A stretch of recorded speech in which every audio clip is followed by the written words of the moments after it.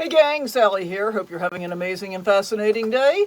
I know I am. Welcome back to my tiny RV kitchen. What are we up to today? It's another breakfast dish.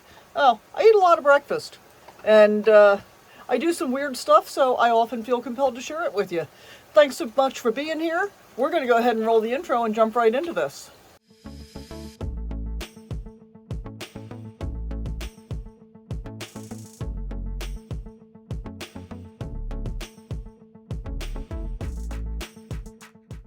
Okay, so here's the deal. I have been at this same campground for 10 days now, and I wasn't really planning to be here this long initially, so I'm kind of running out of fresh food. So what am I making today? These are organic canned mushrooms, which I buy by the case at Costco, and I really like them for things like this, and I use them in a lot of different things actually. And I'm sauteing my mushrooms in butter with olives. And I told you this was breakfast, so what else is going in here? Well, we got some eggs, and we got some pepper jack cheese. So we're gonna let these saute for another couple of minutes. I'm going to season them with just a little bit of salt and pepper, I think. And yeah, after another minute or two, we'll dump those eggs in, add the cheese, and it's gonna be a super quick, super easy breakfast. Be right back with you. And just to clarify, this is a Greek olive medley that I got at either Sam's Club or Costco, I think Sam's Club. And it's seasoned with oregano, sea salt, and bay leaves. It's actually quite good. I'm about halfway through the container.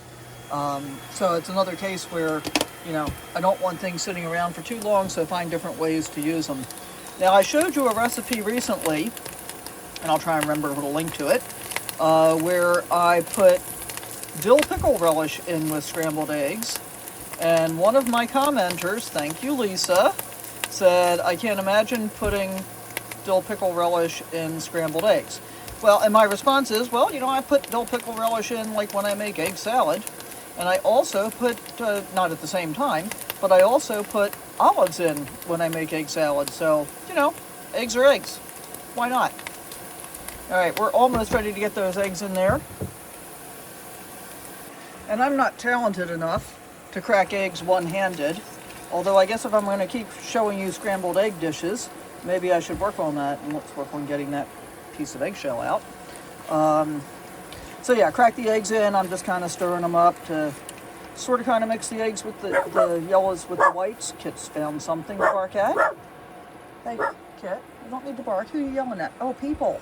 People walking by. Okay. You don't have to yell at them. And now, we're going to put cheese on top so it can start melting. I can do that one-handed, because I already kind of broke my cheese up into pieces. And this will take just a couple of minutes to cook through, and, you know, we'll turn it again to kind of mix the cheese in with all the eggs. But looks pretty good to me, and I think it's going to be a pretty good way to use up, you know, some stuff I had laying around and do something a little bit different than just having plain old scrambled eggs. So they're getting pretty well cooked through. We're going to, actually slightly more than I intended, but that's okay. So we're just going to kind of stir this up.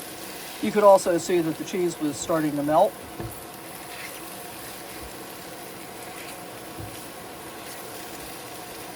And one of the cool things about using the induction cooktop,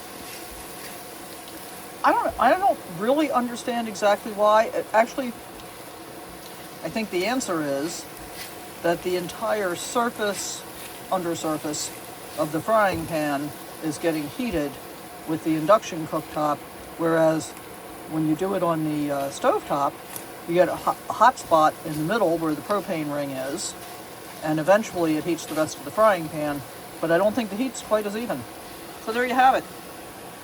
All right, I'm going to sit down and enjoy it. Let me know what you think in the comments down below. And as always, thanks for coming along with me. We'll see you next time.